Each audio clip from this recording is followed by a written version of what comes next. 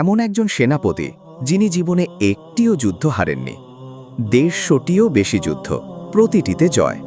কিন্তু তার সবচেয়ে বড় রহস্য কি ছিল?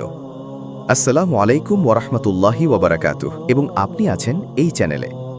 এই চ্যানেলে আমরা ইসলামের ইতিহাসের সেই গোপন গল্পগুলো খুঁজে বের করি যেগুলো আপনি পাঠ্য বইয়ে পাননি।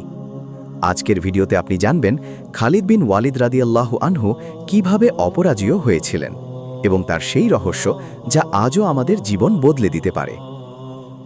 মক্কার কুরাইশ বংশে জন্ম, ছোটবেলা থেকেই তরবারি তার হাতের সঙ্গী।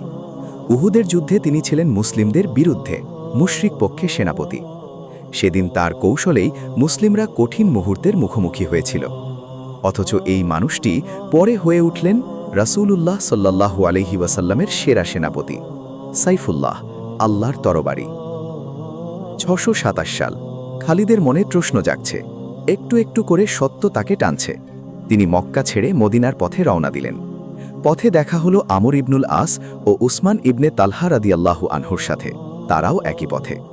মদিনায় পৌঁছে রাসূলুল্লাহ সাল্লাল্লাহু আলাইহি ওয়াসাল্লামের সামনে দাঁড়ালেন। নবীজি সাল্লাল্লাহু আলাইহি ওয়াসাল্লাম তাকে বললেন, আলহামদুলিল্লাহ, আল্লাহ তোমাকে হেদায়েত দিয়েছেন। আমি জানতাম তোমার মতো বুদ্ধিমান মানুষ সত্যকে দূরে রাখতে পারে না। খালিদ রাদিয়াল্লাহু আনহু কেঁদে ফেললেন। সেদিন এক যোদ্ধার জন্ম হল ইসলামের সেবায়। ৬২৯ সাল, মুতার প্রান্তর, ৩,০০০ মুসলিম সৈনিক, বিপরীতে ২ লক্ষ রোমান সেনা। ১ লক্ষ বনাম প্রতি ৩ জন মুসলিম। একে একে শহীদ হলেন ৩ জন সেনাপতি, যায়েদ বিন হারিসা রাদিয়াল্লাহু আনহু, জাফর বিন আবি তালেব রাদিয়াল্লাহু আনহু, আব্দুল্লাহ বিন রাওয়াহা রাদিয়াল্লাহু আনহু। মুসলিম বাহিনী দিশেহারা। তখন সাহাবীরা পতাকা তুলে দিলেন খালিদ রাদিয়াল্লাহু আনহুর হাতে। তিনি তাকালেন সেই বিশাল বাহিনীর দিকে। তারপর একটি অসাধারণ সিদ্ধান্ত নিলেন। রাতের আধারে বাহিনী পুনর্গঠন করলেন। ভোরে নতুন সৈনিক এসেছে মনে করিয়ে রোমানদের বিভ্রান্ত করলেন এবং নিরাপদে বাহিনী ফিরিয়ে আনলেন মদিনায়। এটাই খালিদ রাদিয়াল্লাহু আনহুর প্রতিভা, জয়ের চেয়ে বুদ্ধি বড়। ৬৩৬ সাল, ইয়ারমুকের যুদ্ধ, বাইজেন্টাইন সাম্রাজ্যের ২ লক্ষ সৈনিক, মুসলিম বাহিনী মাত্র ৪০,০০০। খালিদ রাদিয়াল্লাহু এমন এক রণকৌশল তৈরি করলেন যা আজও সামরিক বিশ্ববিদ্যালয়ে পড়ানো হয়। তিনি বাহিনীকে ভাগ করলেন ৩৬টি ইউনিটে। শত্রুকে ঘিরে ফেললেন ৩ দিক থেকে। ৬ দিনের যুদ্ধে বাইজেন্টাইন সাম্রাজ্যের শক্তি চিরতরে ভেঙে পড়ল। সিরিয়া, ফিলিস্তিন, লেভান্ট ইসলামের আলোয় আলোকিত হল। এখন আসি সেই রহস্যে, যেটার কথা ভিডিওর শুরুতে বলেছিলাম।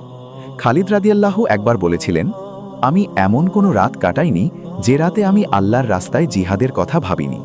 তা সাফল্যের ৩টি রহস্য ছিল। প্রথমত তাওয়াক্কুল, আল্লাহর উপর পূর্ণ ভরসা। সংখ্যায় নয়, শক্তিতে নয়, বিশ্বাসে যুদ্ধ করতেন। দ্বিতীয়ত প্রস্তুতি, তিনি প্রতিটি যুদ্ধের আগে শত্রুকে পড়তেন, বুঝতেন, তারপর আঘাত করতেন। তৃতীয়ত নিঃস্বার্থতা, যখন খলিফা উমর রাদিয়াল্লাহু আনহু তাকে সেনাপ্রধানের পদ থেকে সরিয়ে দিলেন, তিনি একটুও বিচলিত হননি। পরের দিনও একই উৎসাহে যুদ্ধ করলেন, কারণ তিনি বললেন, আমি আল্লাহর জন্য যুদ্ধ করি, উমরের জন্য নয়। ৬৪২ সাল, খালিদ রাদিয়াল্লাহু মৃত্যুশয্যায়।